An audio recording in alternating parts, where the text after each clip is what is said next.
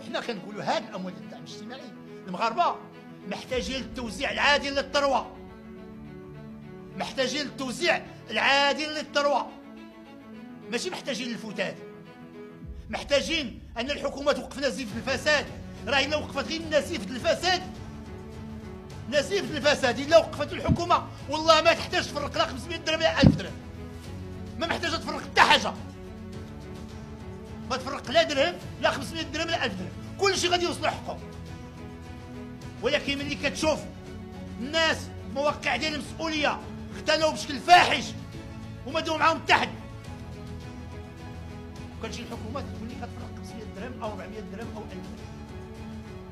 حنا مغاربه محتاجين التوزيع العادل، محتاجين لوقف نزيف الريع ديال الفساد، ديال الرشوه في الصفقات العموميه، ديال تفكيك واحد العدد ديال الشبكات ديال المقاولات اللي استولات على الصفقات العموميه.